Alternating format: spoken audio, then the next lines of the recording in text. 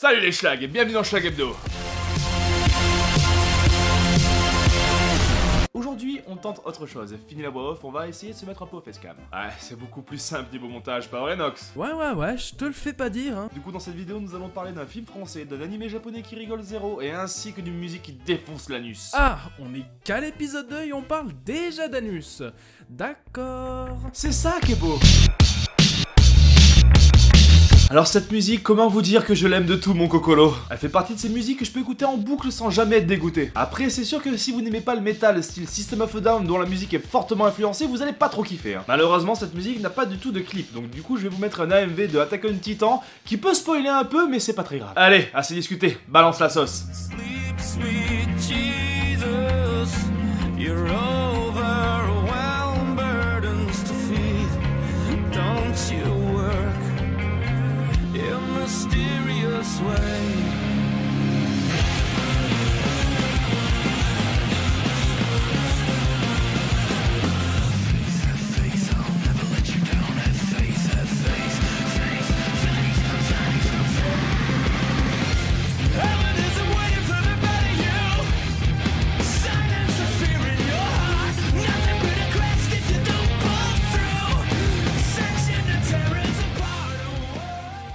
Je pourrais discuter des heures de cette musique, de chaque passage, les ponts musicaux, la voix de ouf du chanteur, malgré qu'il ressemble à une version discount de Thor qui essaie de ressembler un peu à Kurt Cobain. Mais bon, ça c'est notre histoire. Oh, cette gueule de chanteur de rock basique. Si je dis que c'est influencé par System of a Down, c'est surtout vis-à-vis de la construction de la musique elle-même. Car on est d'accord, hein, pour imiter la voix de Serge Tankian, faut se lever avant les poules. Hein. Après, je suis pas spécialement objectif parce que je suis un gros fan des voix claires assez badass qui savent vraiment bien screamer de temps en temps. Un peu comme Ivan Moody ou Corey Taylor, pour ne citer que. Même Adam Gontier sait le faire. C'est pour dire. Et Taylor Swift aussi, tant qu'on y est? Tu rigoles Nox, tu rigoles, mais sache qu'il y a d'excellentes covers de Taylor Swift version métal qui défoncent la race. Pour en revenir à cette musique, elle a le pouvoir d'éveiller en moi chaque cellule de mon corps quand je me sens pas bien ou quand j'ai besoin de motivation. Tu entends ça?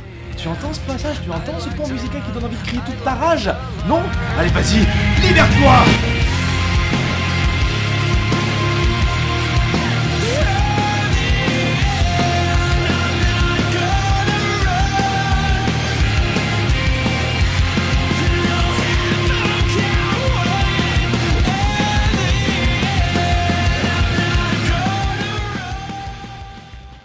Ouah, ça m'a chauffé tout d'un coup là, j'ai besoin de me calmer.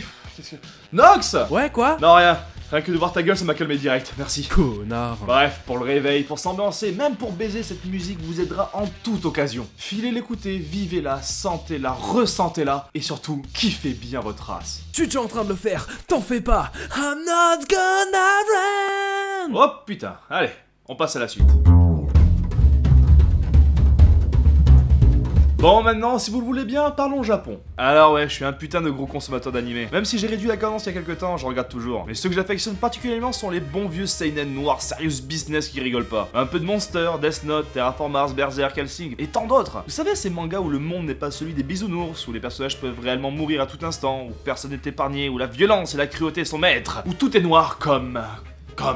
Ton âme, peut-être? Ouais voilà, bah ces mangas là moi j'adore. Et là je vais vous en parler d'un qui est quand même moins violent que les précédents, mais tout aussi dur et intéressant. C'est 91 Days. Pour le résumer c'est simple, en pleine prohibition aux États-Unis, un jeune garçon qui voit sa famille se faire tuer par la mafia obtient la chance de se venger des années plus tard et met tout en œuvre pour... Ah oui, bourré de joie et d'allégresse donc. Ça je te le fais pas dire, mais cet animé est énorme, vraiment énorme. Notamment pour l'univers assez bien respecté de la mafia des USA de cette époque. C'est super convaincant et bourré de réalisme. Bon, sauf pour un ou deux personnages qui, à mon goût, est un peu trop caricaturé, mais ouais, on est dans un manga, hein, c'est un peu monnaie courante, on va pas se le cacher. Hein. Mais je trouve ces personnages-là assez uniques dans leur genre et assez inédits. Franchement, j'aime beaucoup. Un manga qui parle de vengeance, donc de mort, d'alcool, de sexe, de drogue. Je comprends parfaitement pourquoi tu l'aimes vu les thèmes abordés. J'en attendais pas moins venant de toi. Mais t'as fini de me prendre pour un gros dégueulasse, non ?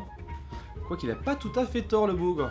Non mais réellement, même si des fois je n'arrive pas à suivre certains des choix des protagonistes, il n'en reste pas moins que j'ai été sur le cul de nombreuses fois devant cet animé. Et il ne fait que 12 épisodes. 12 putain d'épisodes. Ça fait quoi? Maximum 5 heures de visionnage avec opening et ending compris, donc attendez-vous la putain de sa race, la grand-mère la pute. Bon, quittons le Japon et revenons en France, nous allons maintenant parler de la grosse partie assez spécifique de ce Schlag Hebdo, le film français. Alors je ne sais pas pourquoi, mais j'entends déjà certains clamer haut et fort rien qu'à la vue du titre. Putain, mais il est sérieux lui? Son émission, c'est pas censé être des trucs qu'il aime. Il a aimé ce putain de film de merde. Il se fout de notre gueule, hein. C'est plus possible. Je vais les report pour conneries, c'est décidé.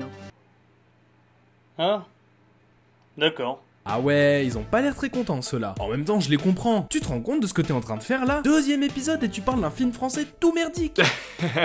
Ouais, alors il faut savoir que pour moi ce n'est absolument pas un film de merde, hein. Loin de là, j'adore ce film, rien que pour sa putain de caricature du monde de la musique commerciale à la con. Et son humour, mais son humour bordel. Ok, j'ai peut-être un humour très bof, mais enculé que j'adore l'humour de ce film. Je connais aussi bien les répliques de ce film que celles de OSS 117 1 et 2, ainsi que les musiques. Ce film c'est une putain de grosse satire de notre monde médiatique aujourd'hui. L'humour, il est certes un peu trash, on aime ou on n'aime pas. Mais j'invite quiconque à regarder ce film et à se faire sa petite idée. Il y a même un passage avec du Bonnie Tyler. Du Bonnie Tyler, putain. Si ça c'est pas un gage de qualité, bon ok, pas vraiment. Michael Youn est vraiment excellent dedans, il tient son rôle à la perfection de mon point de vue, et je le trouve juste hilarant, et pourtant je n'ai pas vraiment aimé les autres films où il apparaît, comme La Buzz ou Incontrôlable par exemple. On peut parler de Lucky Luke? Non, on ne peut pas, non, on va tout simplement oublier cet épisode douloureux, tout comme son autre film Vive la France où je n'ai pas compris pourquoi. Pourquoi quoi? Pourquoi il existe, simplement. L'humour de Fatal est tellement mieux maîtrisé à mon sens que dans cet autre film à la con. Du coup, je vous invite à voir ce film et à apprendre toutes les musiques par cœur si vous l'avez aimé. Comme ça, nous pourrons tous ensemble boire un verre et chanter en chœur sur ces formidables musiques qui composent ce film. À notre empire colonial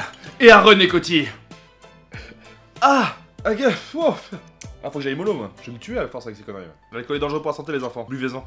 Et bien voilà, c'est la fin de la vidéo. Rendez-vous pour le prochain épisode, les enfants. Et surtout, n'oubliez pas de... Attends, les youtubeurs ils commandent quelque chose à la fin des vidéos normalement, non? Nox? Ouais, ça demande des abonnés, des likes, tout ça. Ah ouais, c'est vrai. C'est vrai. Mais tu sais quoi, on s'en bat les couilles. Ciao les schlags! Don't wanna be a fool for you.